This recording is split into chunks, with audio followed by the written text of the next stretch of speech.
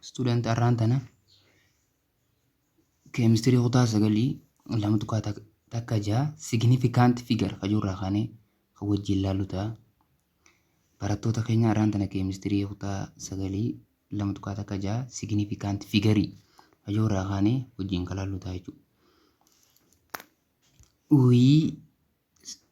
We must always be careful in scientific work to write the proper number of significant figure. Nuti dirqama maal godhuu qabna jee of eeggannoo qabaachuu qabna jee. We must always be careful in scientific work hojii saayinsii keessatti to write the proper number of significant figure. Significant figure likkii barreessuudhaaf of eeggachuu qabnaa jechuudha. In general walumaa galatti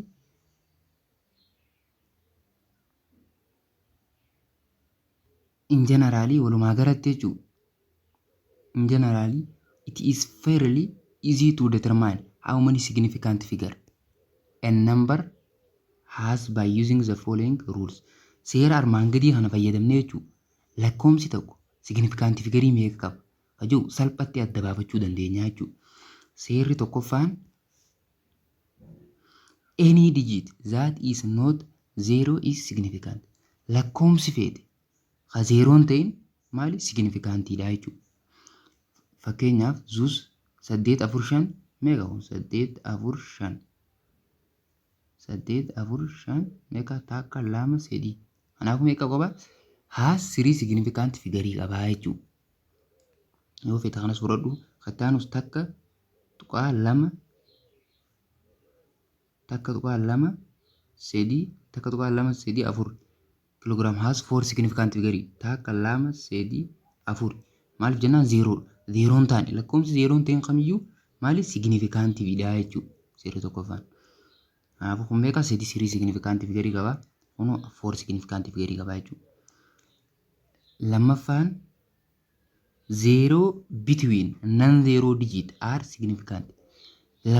Zeeroon jechuun lakkoomsa zeeroon ta'in jidduu yoo jiraatte maali significant figureedha. Zuus 606 maali zeeroon amma lakkoomsa zeeroon ta'in jidduu jirti. Jaafi meeqa kunis ja'a zeeroodha zeeroo miti jechuudha. Isin maali lakkoomsa zeeroon ta'in jidduu jirti zeeroon. Lakkoomsa zeeroon ta'in jidduu gisee zeeroon jirtu maal jedhama significant figure. Kanaafuu meeqa takka lama sadii asitti zeeroollee ni lakkaa'amti jechuudha. Takka lama sadii kanaafuu meeqa qabaa konteen sirii significant qabaa jechuudha lakkoomsi kun. Kanas fudhadhu 40501 zeeroon amma maal lakkoomsa zeeroon ta'in jidduu jirti. Asitti meeqa afuriif 5 jidduu jirti. Asitti hoo 5 fi takka jidduu jirti. Kanaafuu gisee kana maali ni lakkaawamti jechuudha. Significant figureedha jechuudha. Kanaafuu meeqa takka lama sadii afur 5 jechuudha. Kanaafuu konteen 5 significant figure qabaa jechuudha. Soon akkuma kanatti jechuudha. Seerri tokkoffaan maal jee lakkoomsi zeeroon ta'in kamiyyuu significantiidha. Lammaffaan zeeroon lakkoomsa zeeroon ta'in jidduu gisee jirtu significantiidha jechuudha. Kasadaffaa zero to the left of the first non-zero digit are not significant. Gartee zero to the left of the first non-zero digit are not significant jechuudha. Lakkoomsi zeeroon jechuudha lakkoomsa zeeroon ta'in duraa yoo argamte gara bitaatti jechuudha. Maali significantii miti jechuudha. Their purpose is to indicate placement of decimal point dhaan agarsiifama jechuudha. Tuqaadhaan zeeroon lakkoomsa tuqaa duraan jirtu tun maali gatiin qabdu jechuudha. Takka lama amma kun hin lakkaa'amtu jechuudha. Zeeroon lakkoomsa zeeroon ta'in duraan gisee jirtu harka bitatti. Kanaafuu meeqa qofaa takka lama sadii tana qofaa jechuudha lakkaa'u. Lakkoomsa kun meeqa qabaa sirii significant figureedha jechuudha. For example kanas fudhadhu duwwaa tuqaa duwwaa 8 zeeroon maali hin lakkaa'amtu jechuudha. Zeeroon lakkoomsa duraan jirtu hin lakkaa'amtu jechuudha. Kanaafuu meeqa qabaa contain one significant figure qofa. Kunoo meeqa zeeroon lakkoomsa duraan gisee jirtu lakkaa'amtu takka lama sadii jechuudha. Sadii qofaa jechuudha. If a number is greater than 1 yoo lakkoomsi tokko takka irra guddaa ta'e then all the zero written to the right of the decimal point contain a significant figure. Takka irra guddaa taate lakkoomsi tokko right to the decimal point tuqaan booda yoo barreeffamte zeeroon maali ni lakkaa'amte jechuudha. Akka kamitti lama tuqaa zeeroo yoo jee zeeroon tunis gatii qabdi jechuudha. Takka lama kanaafuu meeqa two significant figariidha jechuudha. Lakkaa'umti jechuudha. Has two significant figariidha jechuudha. Kun asirra mul'atu irratti. 4.4062 0 nama lakkoofsa 0 ta'in jidduu ittiin lakkaa'amti jechuudha. Takka 2 3 4 5 jechuudha. Has 5 significant figarii qaba jechuudha. Kunis meeqa 0 lakkoofsa 0 ta'in jidduu ittiin lakkaa'amti 4 qaba jechuudha. 4 significant figariidha jechuudha. If a number is less than 0 yoo lakkoofsa 0 irra gad deemu then only the 0 are that are at the end of the number in the 0 are the between non zero digit are significant. Yoo lakkoofsi san irra xiqqaa 0 ta'e 0 kan lakkaa'amtu maali? Isii maal qotaate qofa isii lakkoofsa 0 ta'in jidduu jirtuu fi isii lakkoofsa 00 tana jechuun ni lakkaa'amtu amma isii lakkoofsa 0 ta'in jidduu jirtuu fi isii gama dhumaa jirtu amma tana jechuudha. Tana qofa ni lakkaa'amti jechuudha. Yoo lakkoofsi san irra xiqqaa takkaate amma kun meeqa takka 3 0 tuqaa 0 3 duwwaa duwwaa 5 kanaafuu takka 2 3 4 meeqa qaba 4 significant figariidha jechuudha. Kanas fudhadhu duwwaa tuqaa duwwaa 9 duwwaa makamtu qofa zeeroon dhumarra jirtu lakkaa'amta akka 2 2 significant figariidha jechuudha. Kanas fudhadhu kanas 0.00420 takka 2 3 0 lakkoofsa guzee dhumarra jirtu lakkaa'amti 3 significant figariidha jechuudha. For numbers that do not contain for the number that do not contain decimal point lakkoofsi tuqaa hin qabne the trailing zero that is 0 after the last non-zero digit may or may not be significant. Lakkoofsi 0 ta'in that is 0 after the last non-zero digit 0 lakkoofsa 0 ta'in duuba yoo jiraatte lakkoofsan significantii ta'uu danda'a ta'uu dhabuu danda'a. Zuus amma 400 fudhadhu. Centimeter may have one significant figure qabaachuu danda'a. Significant figure takka qabaachuu danda'a. Figure the digit is 4 two significant figure qabaachuu danda'a. Yoo amma 4 times 10 the power of square yoo ta'e mee qaba takka significant figure qofa 4 qofa. Yoo ammas 4t times 4.0 10 square yoo ta'e meeqa lama qabdi 4.0 yoo jee times 10 the power of square yoo ta'e maali sedii qabdi takka lama sedii. Kanaafuu lakkoofsa kun maal ambiguity jechuudha ambiguity.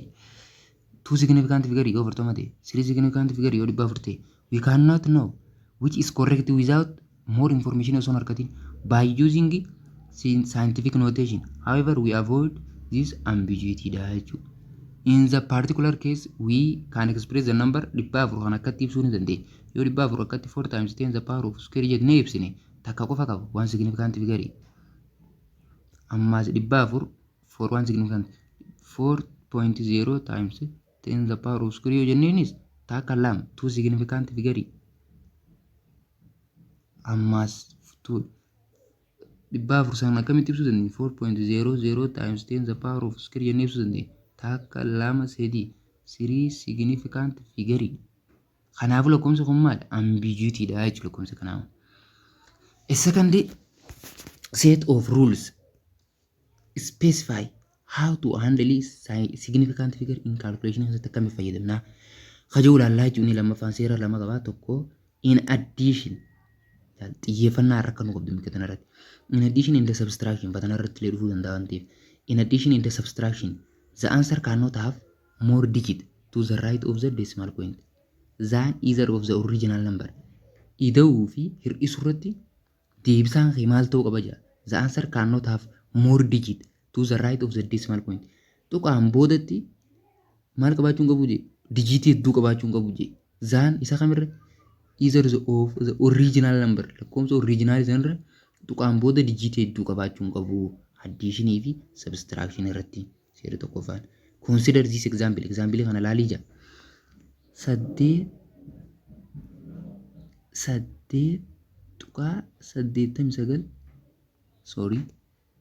89 tuqaa sadii lama ida'uu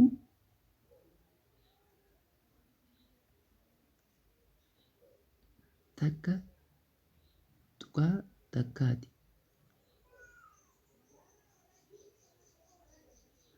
jechuudha. Gisee walitti ida'anu meeqa ta'a?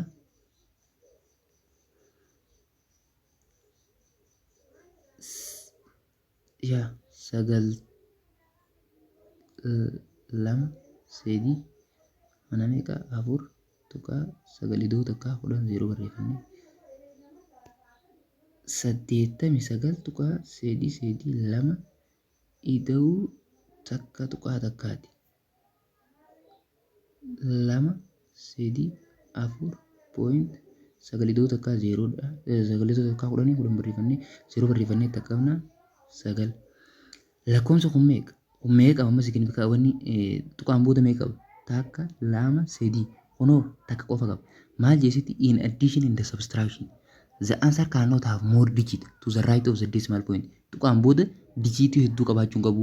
Than the either of the original number. Lakkoofsa originaalii sana irratti akka tuqaan booda meeqa qaba kun? Waan signifikantii waan decimal point kunoo siriidha. Kanaafuu kan meeqaatiin keenya? Ka takkaatiin keenyaati jechuudha deebisaa keenya. Tuqaan booda meeqa ta'uu qaba? Takka ta'uu qaba. Takka tuqaa kun maaliif jennaan tuqaan booda takka qaba waan ta'eef originaalii. Kanaafuu kun sadii qaba.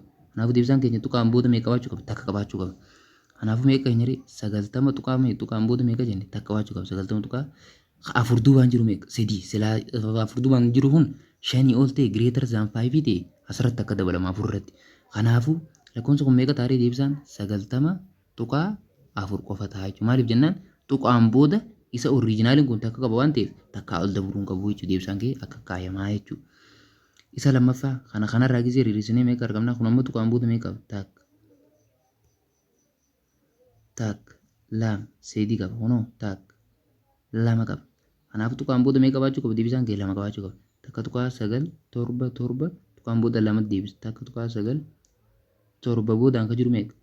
Torba jechuun 5 irra guddaa. Kanaafuu sirra meeqa takka dabalama 8 ta'a. Kanaafuu deebisaan kee meeqa ta'a? Takka tuqaa sagal 8 ta'a jechuudha. Ida'uu fi hir'isuu irratti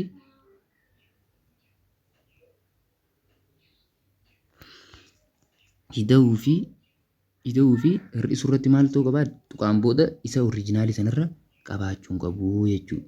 Takka qabaatti deebisaan kee takka qabaachuu qabu tuqaan booda meeqa qaba? Lama qaba. Sadii qaba waan ta'eef halamaa saniin kaawwadhaa jechuudha. Deebisaan kee takka tuqaa sagal 8 jechuudha. The rounding of procedure is as follows akka kanaa jedhu. To round off number at a certain point we simply drop the digits that follow if the first of them is less than 5 yoo ta'e akkasuma dhiisna jedhe. Zeus 8 tuqaa amma 8 tuqaa 7 2 4 round of 2 kana siis yoo siin jee 2 of 2 8 tuqaa 7 2 maaliif jennaan qalamatu waan jiru afur maali irra guddaa shaniitii miti silaa irra guddaa shanii ta'e lameentu meeqa taati 8 taate jechuudha. Kanaafuu akkas siqaa jechuudha. If we want only 2 digit after decimal point lakkoofsa kana tuqaan booda lama siisuu yoo feene akkasiisinaa jechuudha.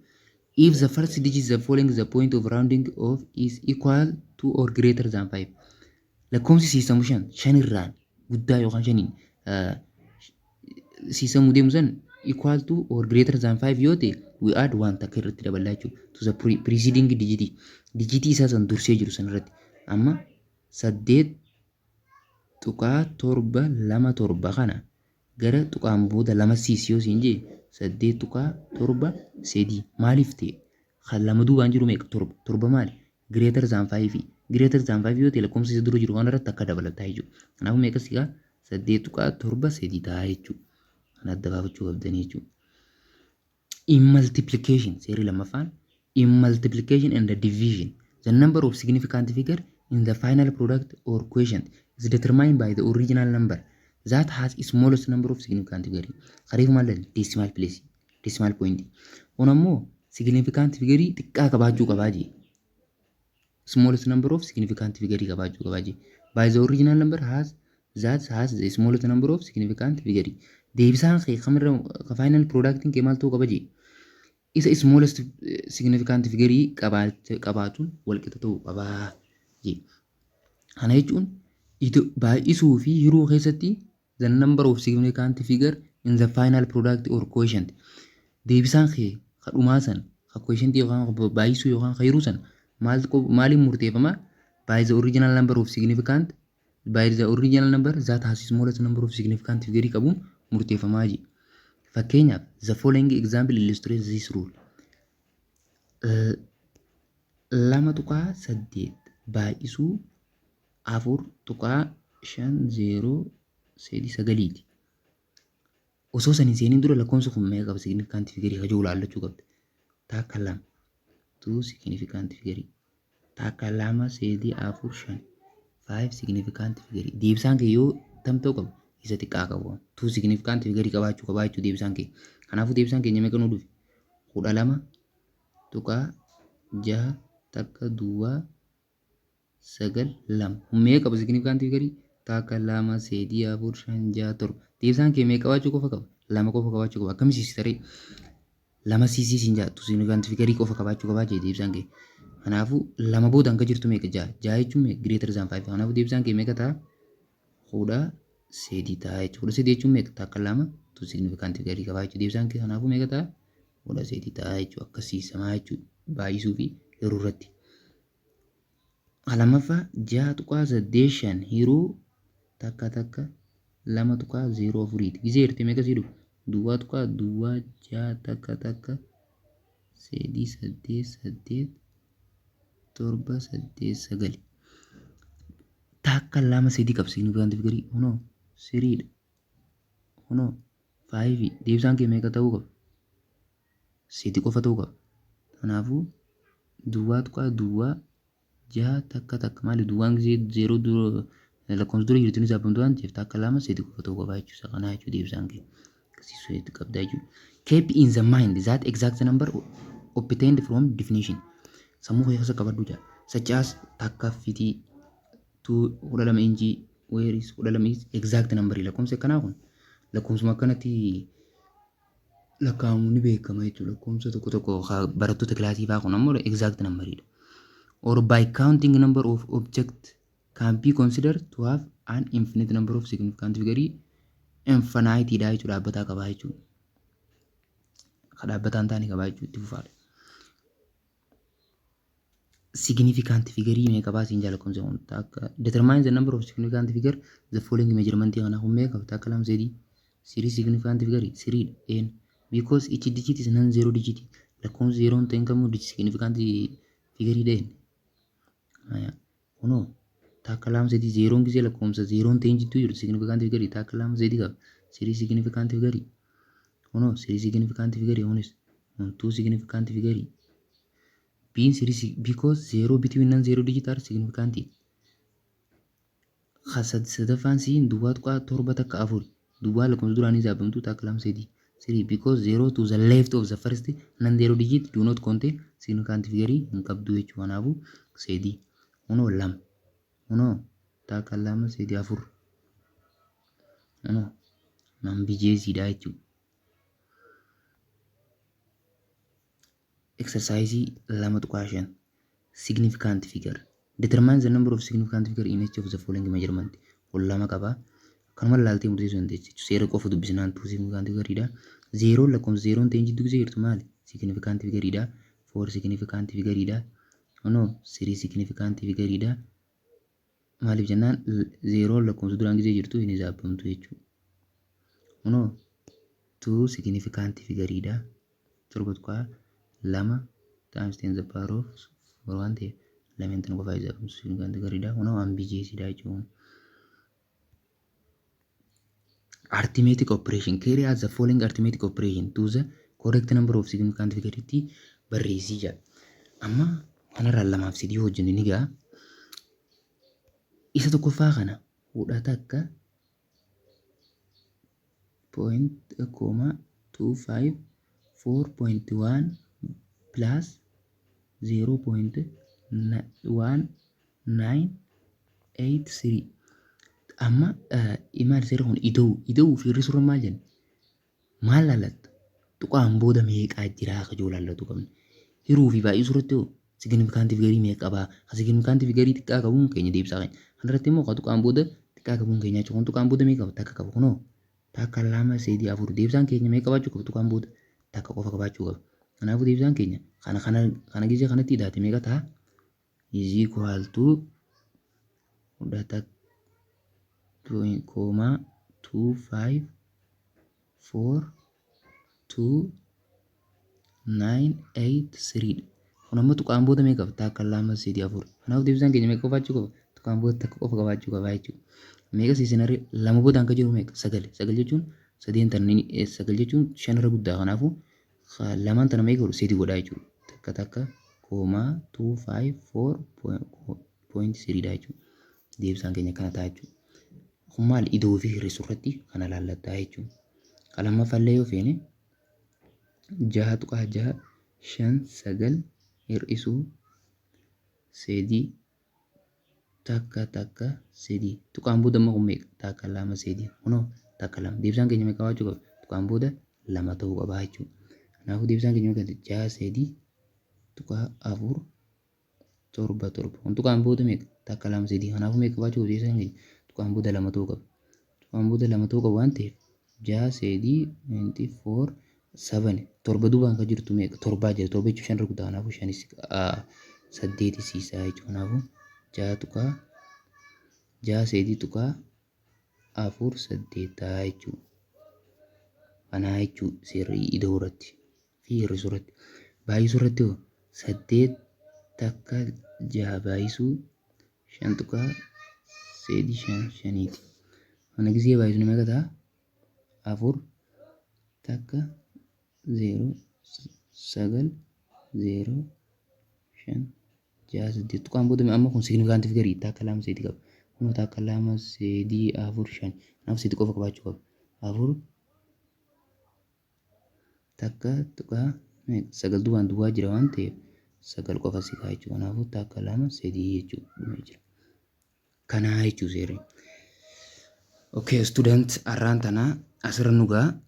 Bakka isin hin galle yoo jiraate komantii godhaa. Share, subscribe godhuudhaan nu jajjabeessaa isiniin jenna.